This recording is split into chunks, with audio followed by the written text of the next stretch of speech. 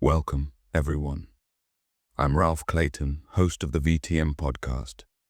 This is episode 21. Today, I want to take you into one of the most important physical foundations of the artificial intelligence age. And hyperscale AI data centers, science infrastructure, energy, cooling, chips, networks, storage, and the computing capacity required for AI-driven research.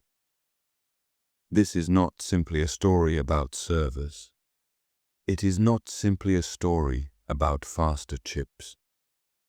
And it is not only a story about technology, companies building larger and larger facilities across the world. At its deepest level, this episode asks one dangerous question. What happens when intelligence becomes an infrastructure problem? Because artificial intelligence often appears weightless. A prompt appears on a screen. A model answers. An image is generated. A protein is folded. A molecule is simulated. A climate model is refined. A robot learns. A cancer pattern is detected. A material is designed. A telescope's data is searched. And to the user, it feels almost immaterial, as if thought has been summoned from the air. But nothing about this is weightless. Behind the answer is a machine. Behind the machine is a building. Behind the building is a grid connection.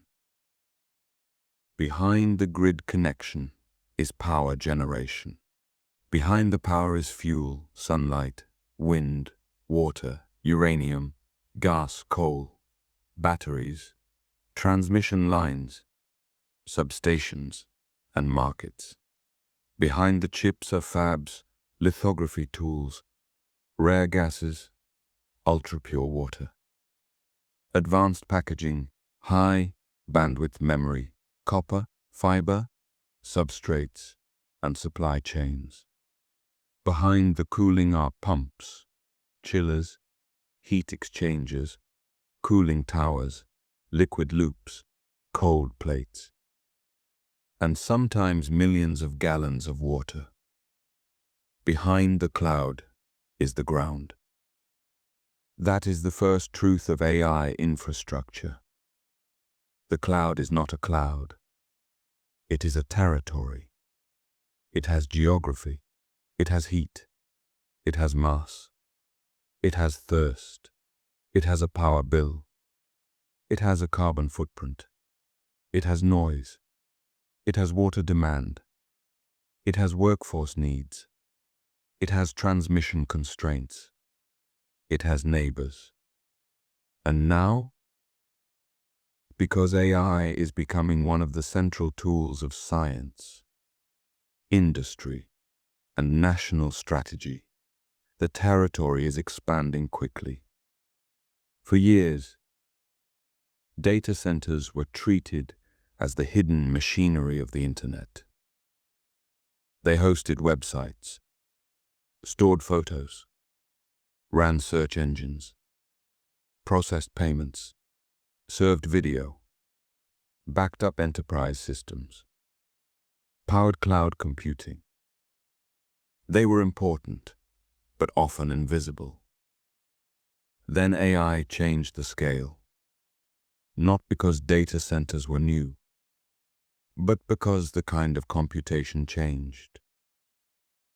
A traditional server may handle many ordinary digital services, but a frontier AI system requires immense parallel computation, thousands of accelerators, fast memory, fast networking, storage that can feed the machine, power systems that can deliver dense electricity, cooling systems that can remove intense heat, and software stacks that can coordinate everything without wasting too much of the machine's capacity on waiting.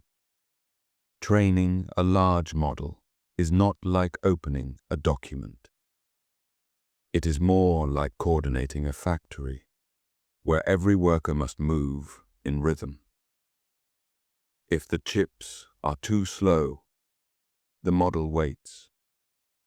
If the network is too slow, the chips wait. If storage is too slow, the training job stalls.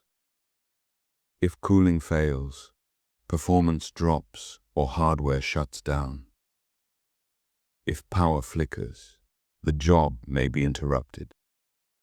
If the data pipeline is weak, the machine starves. If the facility is poorly designed, billions of dollars of hardware can become underused. This is why hyperscale AI data centers are often described as AI factories.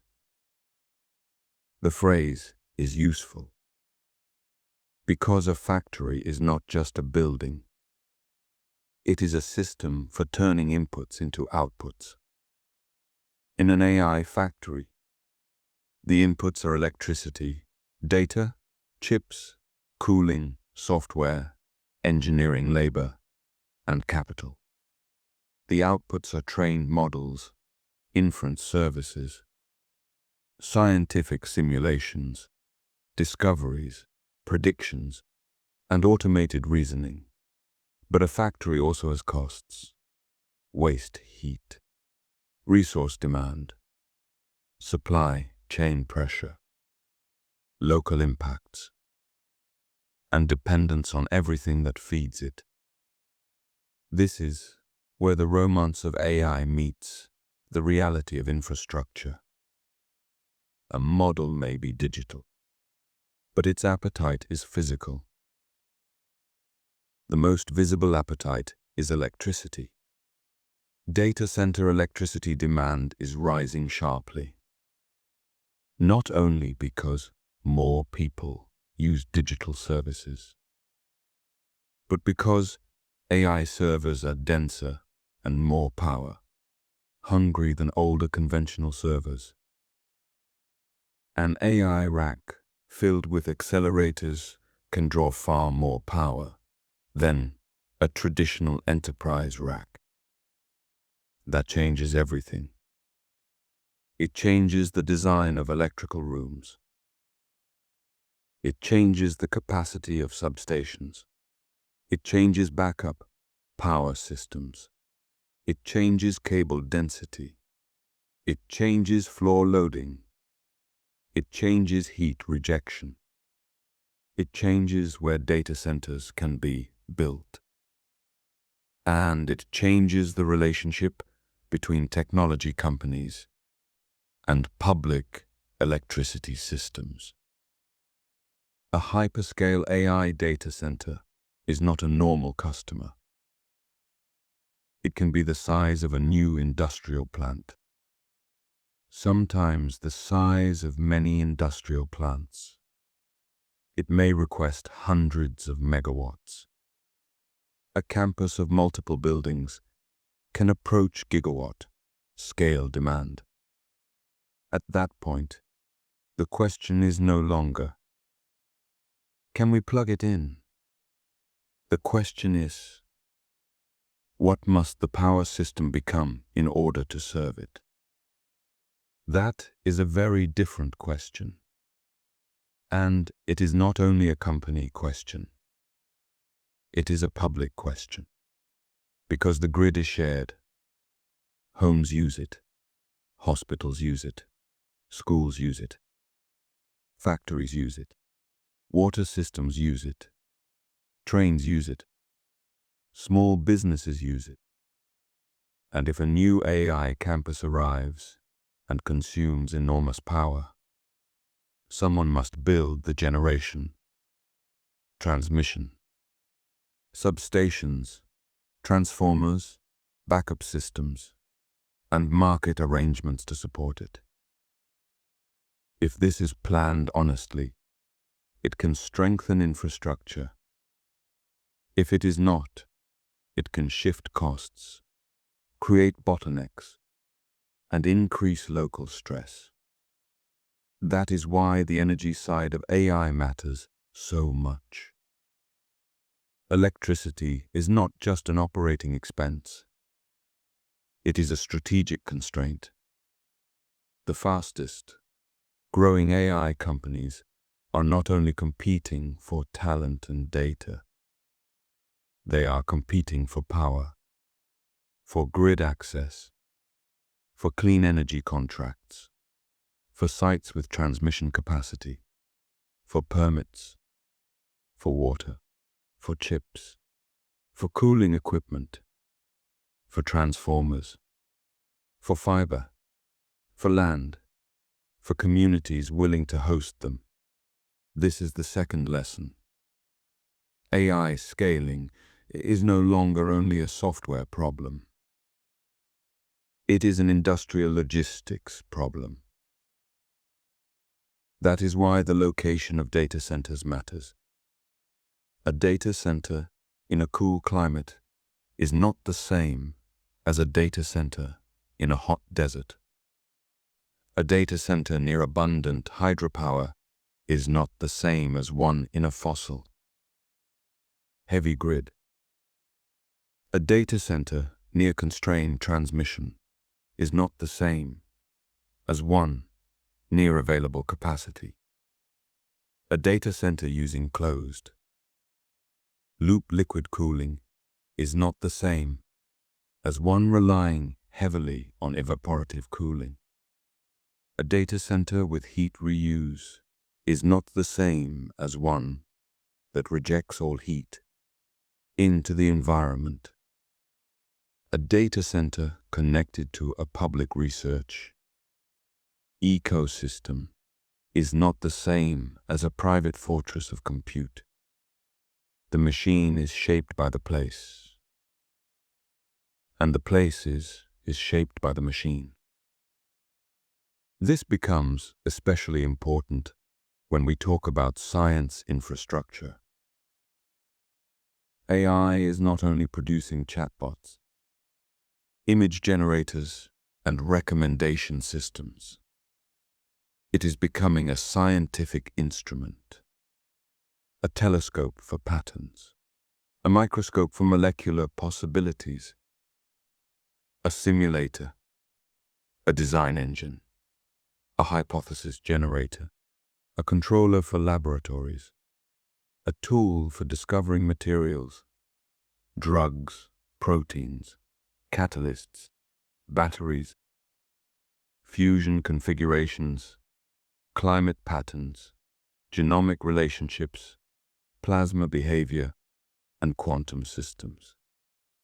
But AI-driven science needs more than clever algorithms. It needs compute. It needs clean scientific data. It needs instruments.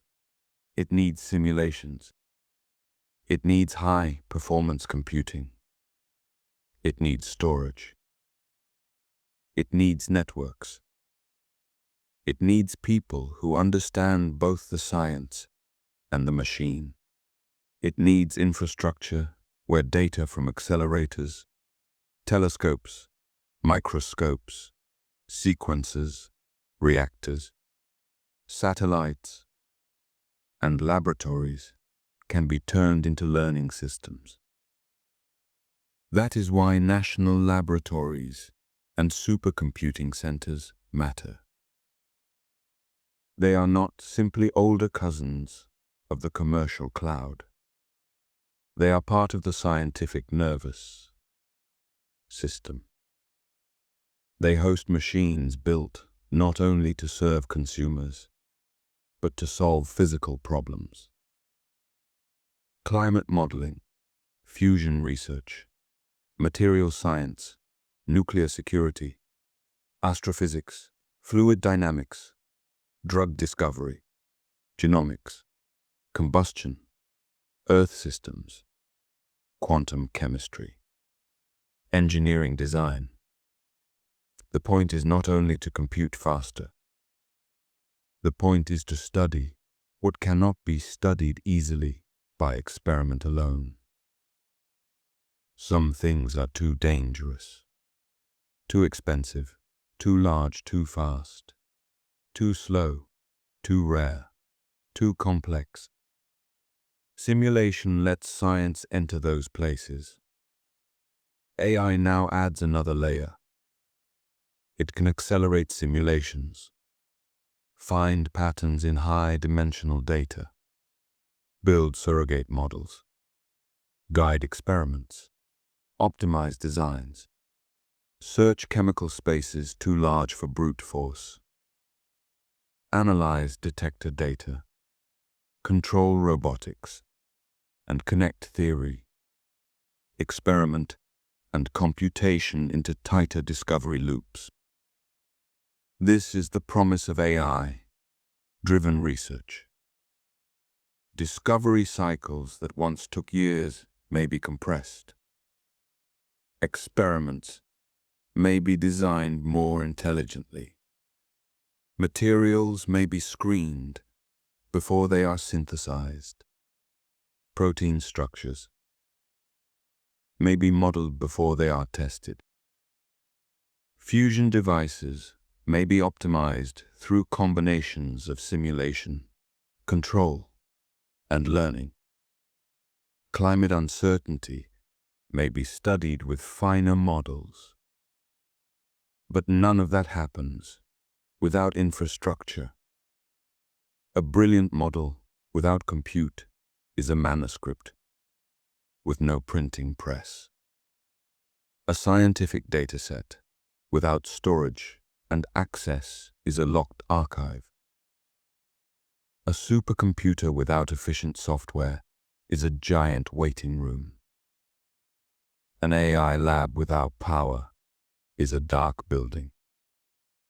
That is why computing capacity has become part of scientific sovereignty. The nations, institutions, and companies that control large-scale compute will shape what can be studied, who can study it, and how quickly discovery moves. This is one of the deepest tensions of the AI age. Compute can democratize science when shared well. But compute can also concentrate power. If only a few corporations and governments can afford the largest clusters, then the frontier of research may narrow. Access becomes destiny. A laboratory with a model, and no compute is dependent. A university with data and no accelerator access is slowed. A country without sovereign compute may rely on infrastructure it does not control. A young researcher with a good idea may be blocked by the cost of testing it. So the question is not only how much compute the world can build. It is who gets to use it. For what purposes? Under what rules? With what transparency? With what environmental cost? And with what public benefit? This brings us to chips. The chip is the beating heart of the AI data center. But not just any chip. AI workloads rely heavily on accelerators, GPUs, specialized AI chips, tensor processors, custom ASICs, high bandwidth memory, fast interconnects, network interface cards, switches, DPUs, storage controllers, power management systems. In modern AI systems, the chip is not alone. It is part of a rack-scale organism. Many accelerators must communicate as though they are parts of one larger machine. That communication is critical. Large AI models are often spread across many chips. Training requires data parallelism, model parallelism, pipeline parallelism, tensor parallelism, and careful orchestration. If the chips cannot exchange information fast enough, the machine loses efficiency. The expensive silicon waits, and waiting is waste. This is why interconnects matter. High bandwidth links between GPUs, fast networking between racks, low latency, massive bandwidth, collective communication, switching fabrics, optical links, cables, transceivers. All of this becomes part of the AI machine. The public often talks about GPUs, but the true AI data center is a system of systems. Compute, network, storage, power, cooling, softwaring, failure recovery, security. A single accelerator is impressive. A working cluster of tens of thousands of accelerators is a civilization. Scale engineering object. It must be built, supplied, powered, cooled, programmed, and kept alive. That last part matters. A hyperscale AI cluster is not a statue. It is a living operation. Components fail. Jobs crash. Cooling loops need maintenance. Pumps wear. Power supplies fail. Drives die. Network links degrade. Software updates break assumptions. Models need checkpointing. Data must be protected. Security threats evolve. Utilization must be managed. A data center is not successful because it contains chips. It is successful because it can keep those chips doing useful work. At scale. Reliably. Efficiently. That is harder than it sounds.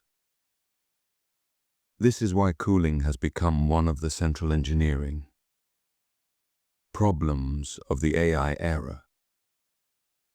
Chips turn electricity into computation. They also turn electricity into heat. Almost every watt that enters a server eventually becomes heat. That must be removed. As chip power rises and racks become denser, traditional air cooling reaches limits. Air can remove heat, but air is not a very efficient carrier of heat compared with liquid. High-density AI racks can produce thermal loads that are difficult or impossible to manage with ordinary room-level air systems alone. That is why liquid cooling is moving from specialty use into mainstream AI infrastructure. Direct to chip, liquid cooling places cold plates on hot components, such as GPUs and CPUs. Coolant carries heat away from the chip. That heat moves through loops, heat exchangers, and facility systems. Immersion cooling goes further, placing servers or components in dielectric fluid that absorbs heat directly. Each approach has advantages and challenges. Direct to chip cooling fits more easily into certain existing designs. Immersion can capture heat very effectively, but changes service procedures, equipment compatibility, fluid management, and operational practices. Liquid cooling can reduce fan energy. It can enable higher density. It can help stabilize chip temperatures. It can make heat reuse easier because liquid can carry higher quality heat than warm air, but it also introduces new complexity: leaks, pumps, valves, quick disconnects, water chemistry, coolant selection, maintenance procedures, facility retrofits, operator training, supply chain needs. A data center built for air cooling cannot always become a liquid-cooled AI factory by simply adding pipes. The whole facility architecture may need to change. That is why new AI campuses are being designed around liquid cooling from the beginning. This is the third lesson. AI infrastructure is forcing data centers to become thermal machines as much as computational machines. The problem is not only how many operations per second. It is how many operations per watt. How many watts per rack? How much heat per square meter? How much heat can be captured? How much water is consumed? How much heat can be reused? How much energy is spent moving heat instead of doing computation? In older data centers, efficiency was often discussed through PUE, or power usage effectiveness. PUE compares total facility energy to the energy used by IT equipment. A perfect PUE would be 1.2, meaning every watt goes to computing equipment, with no overhead for cooling, power conversion, lighting, or other systems. Real facilities are above that. But AI makes the old metrics more complicated. A low PUE is good, but it does not tell the whole story. A data center can have an efficient facility and still consume enormous total power. A facility can use less water on site, but more electricity for mechanical cooling. A liquid-cooled design can reduce some cooling energy, but require more complex manufacturing and equipment. A site can buy renewable energy annually and still draw from a stressed fossil heavy grid at certain hours. A cluster can use efficient chips and still grow total demand because the workload expands. Efficiency matters, but total scale matters too. That is one of the paradoxes of AI infrastructure.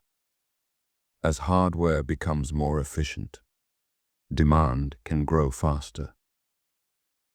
The cost per unit of intelligence falls, so more intelligence is consumed, more inference, more agents, more research workflows, more simulations, more robotics, more personalization, more automation. Efficiency does not automatically reduce total energy use. Sometimes it enables growth. That does not mean efficiency is bad. It means efficiency must be paired with planning.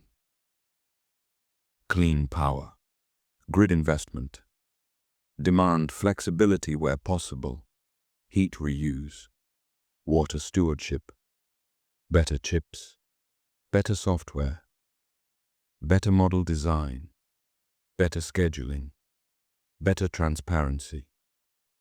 Because if AI becomes central to science, medicine, defense, education, manufacturing, and daily life, the infrastructure will not remain marginal.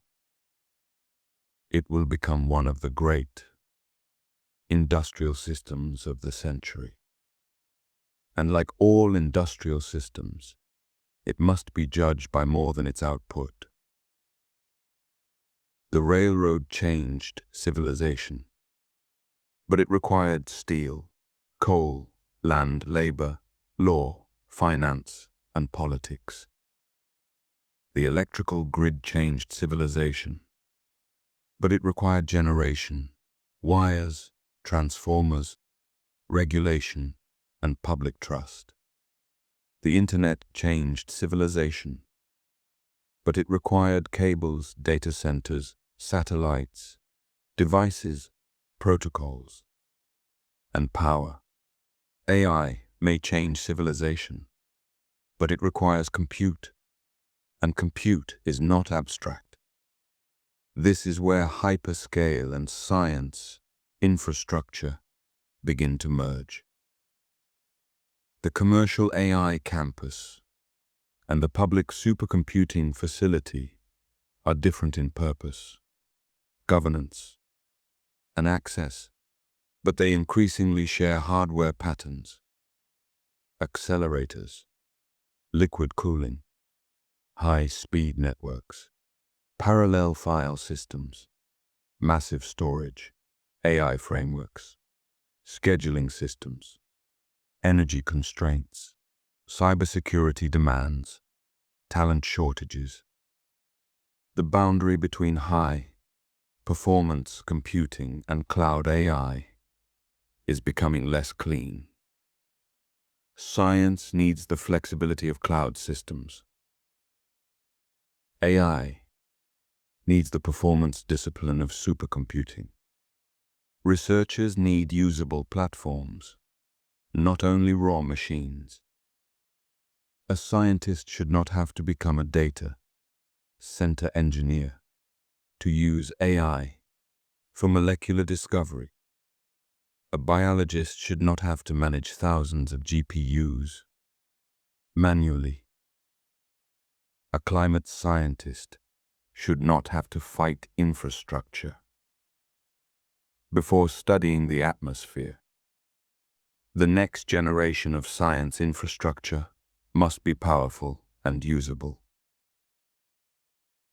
secure and open where appropriate, energy aware and performance-driven, built for simulation, data analysis, AI training, inference, visualization, and experimental integration.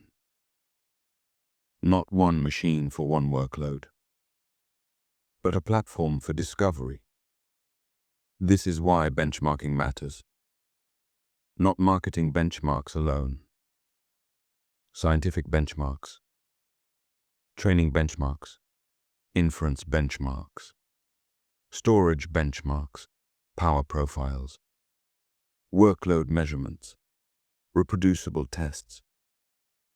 Because if AI is to become a scientific instrument, scientists need to know how the instrument performs.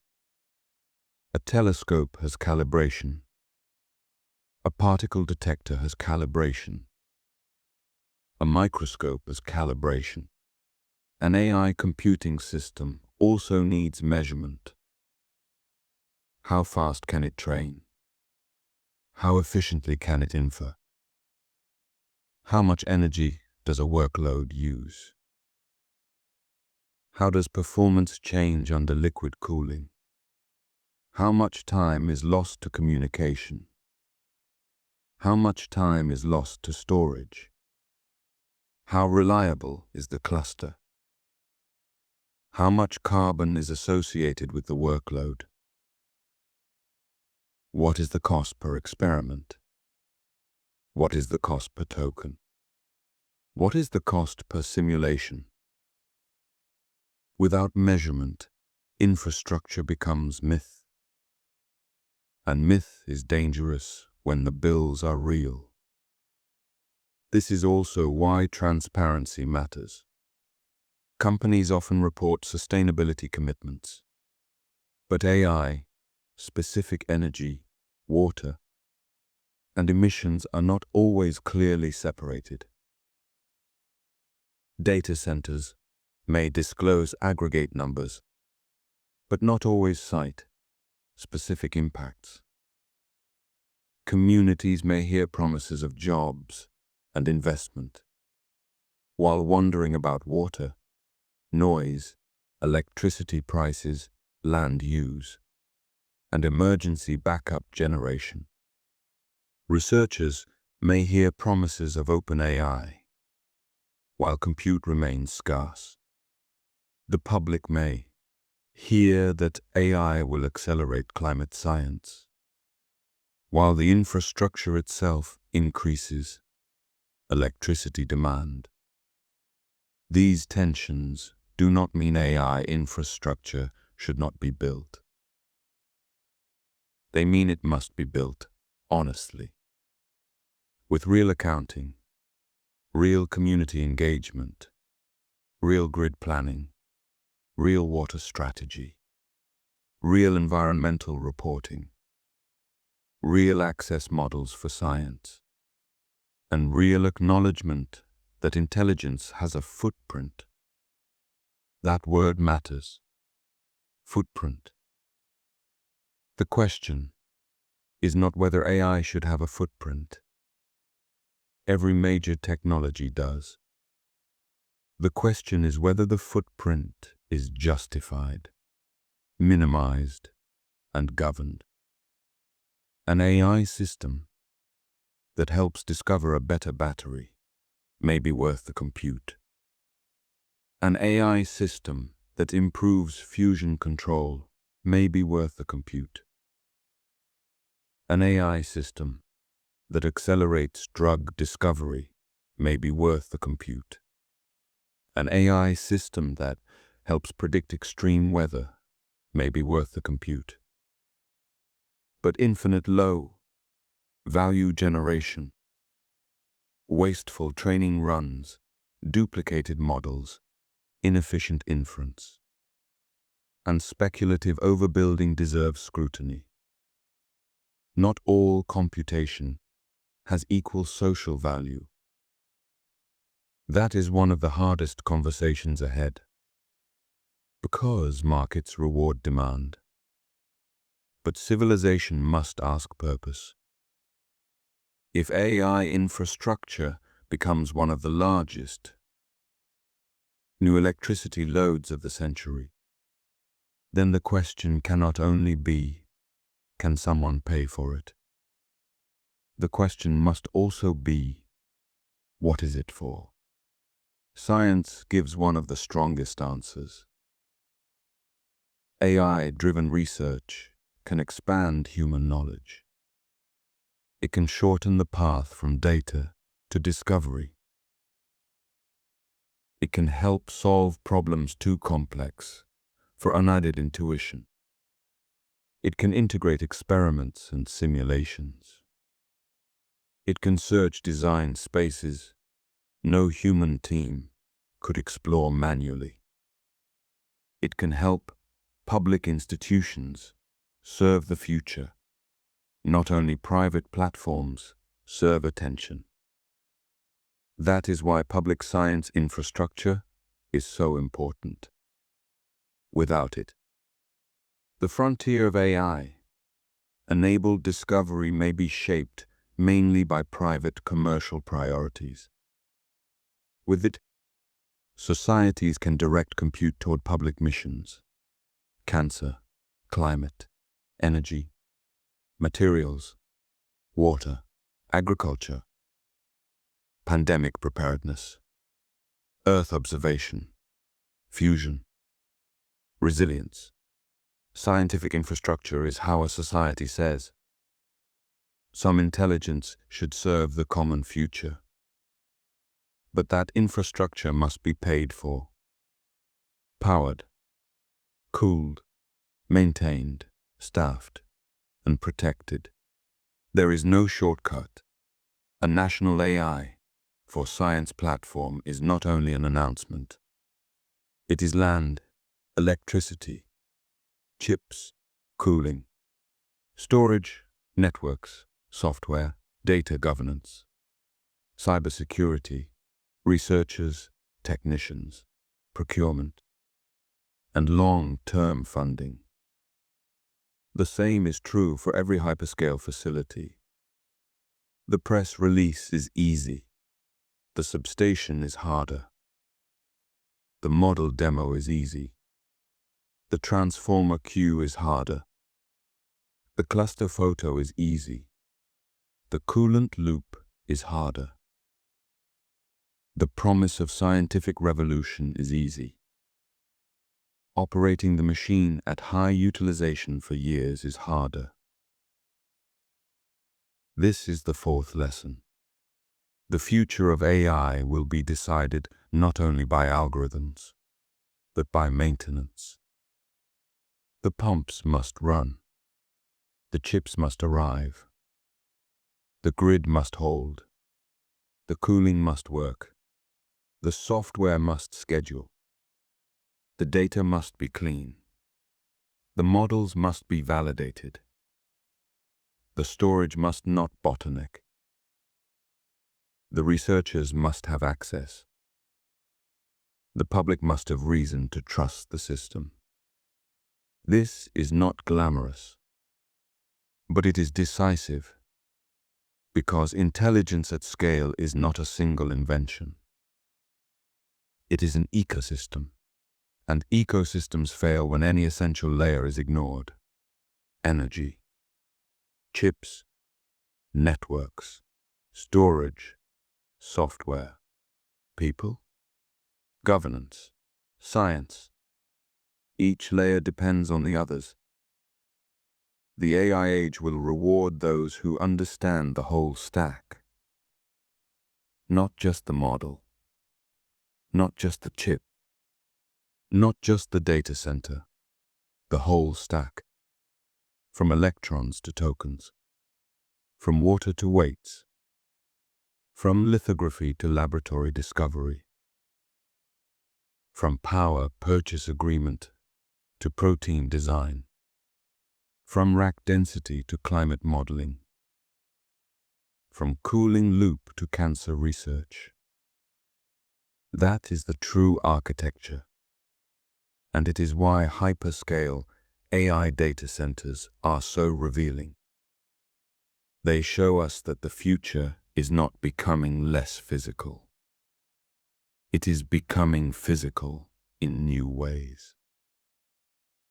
The more digital intelligence we build, the more important electricity becomes. The more abstract the model, the more concrete the infrastructure. The more powerful the cloud, the more necessary the grid. The more advanced the chip, the more fragile the supply chain. The more valuable the research, the more urgent the question of access. So, what are hyperscale AI data centers and science infrastructure truly about? They are about energy. But energy is only the first layer. They are about cooling. But cooling is only the survival system. They are about chips. But chips are only the heart. They are about networks. But networks are only the circulation. They are about storage. But storage is only the memory. They are about computing capacity. But capacity is only potential. At the deepest level, they are about whether civilization can build the physical foundations for a new kind of scientific intelligence, and whether it can do so without hiding the costs, without exhausting grids, without draining communities, without concentrating discovery in too few hands, without confusing private scale with public progress. The promise is enormous. AI systems could help design medicines, materials, energy systems, climate tools, scientific instruments, and industrial processes. They could help researchers explore worlds of possibility too large for human trial and error. They could become part of the next great acceleration of knowledge. But the promise must be grounded in power, in cooling, in chips, in data, in governance, in science, in responsibility. Because intelligence without infrastructure is only aspiration, and infrastructure without purpose is only consumption. The future needs both powerful machines and worthy questions. I'm Ralph Clayton, host of the VTM podcast. Thank you for joining me for episode 21 and this look into hyperscale AI data centers, science infrastructure, energy cooling, chips, and computing capacity for AI-driven research. And remember, not every cloud is weightless. Not every calculation is worth its electricity. And sometimes, the future of intelligence begins not inside the model, but in the infrastructure brave enough to power it.